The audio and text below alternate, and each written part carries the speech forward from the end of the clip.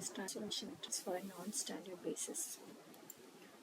അപ്പോൾ നേരത്തെ നമ്മൾ സ്റ്റാൻഡേർഡ് ബേസിസിൻ്റെ സ്റ്റാൻഡേർഡ് മാട്രിക്സ് നോക്കിയായിരുന്നു. അപ്പോൾ ഇതിപ്പോൾ transformation matrix for a non standard basis. Let V and W be finite dimensional vector spaces with the bases B and B dash. അപ്പോൾ വിൻ്റെ base ആണ് B, ഡബ്ല്യുവിൻ്റെ base ആണ് B dash. അപ്പോൾ B നമുക്ക് V1 V2 etc. Vn എടുത്താൽ T from V to W is a linear transformation. So T of V1 with respect to B dash. അപ്പോൾ T of V1 എന്ന് വെച്ചാൽ T from V to W. So image of V will be in W. So T of V1 with that is containing W ആയിരിക്കുമല്ലോ, image in W ആയിരിക്കും. So W in the basis on a B dash. So that coordinate matrix T of V1 with respect to B dash is given by അപ്പോൾ ഒരു coordinate A11 A21 etc. A1 ആണെന്ന് എടുക്കുക. T of V2 അപ്പോൾ next element എൻ്റെ transformation with respect to B dash next matrix etcetera etcetera നമുക്കിങ്ങനെ എടുക്കാം. Then ഇവിടെ കിട്ടുന്ന M n മെട്രിക്സ് ആയിരിക്കും the matrix standard matrix for T of Vi with respect to B dash. First column A11 A21 etcetera A1 second column A12 A22 etcetera A2 etcetera etcetera ആയിരിക്കും. So this one can be written as this is a matrix. ഈ matrix with respect to ബിയിലെ basis ആണല്ലോ, വിയിലെ വെക്ടേഴ്സിന് ബിയിലെ columns തന്നെയാണിത്. So ഇതാണ് transition standard matrix for with respect to non standard basis. അപ്പോൾ ഇതാണ്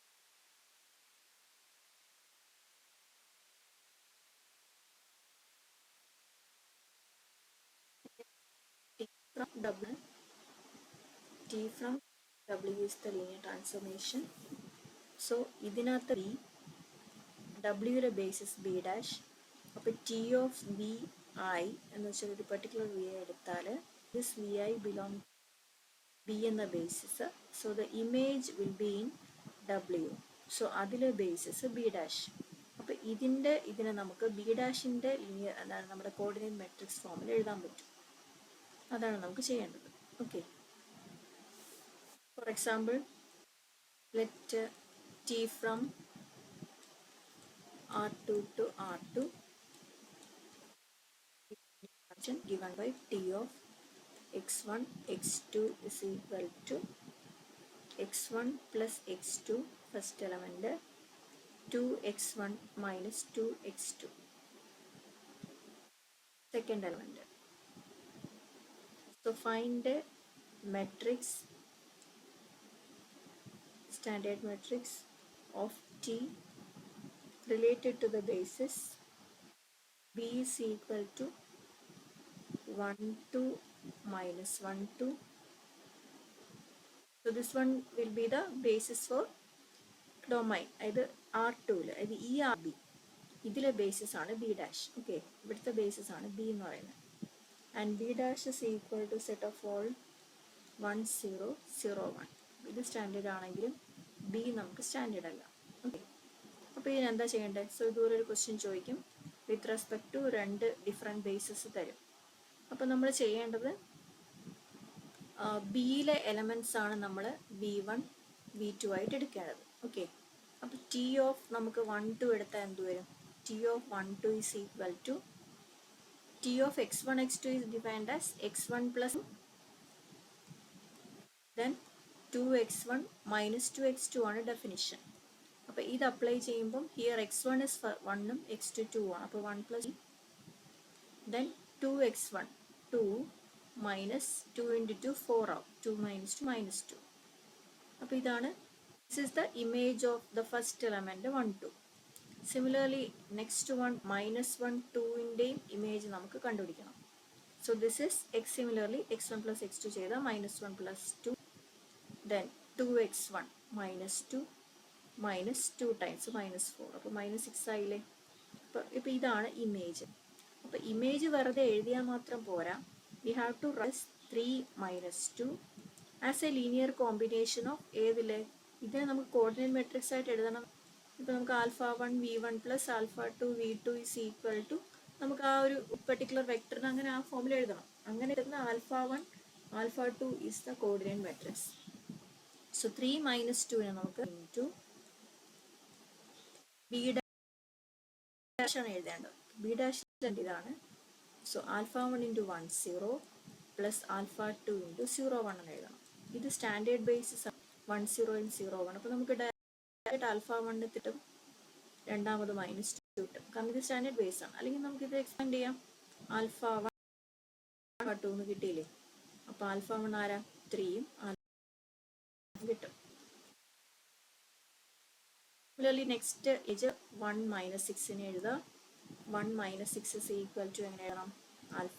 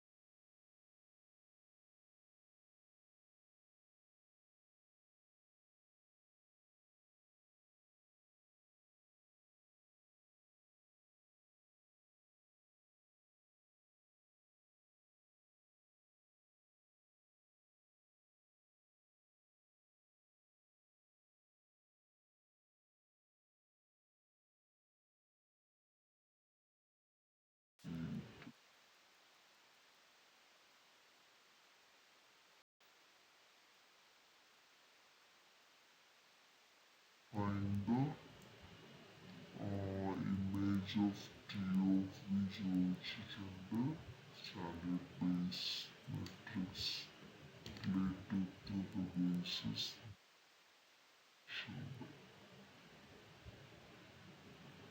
Similarly, 40, 41 ഈ ക്വസ്റ്റ്യൻസ് നമ്മൾ ചെയ്യാം.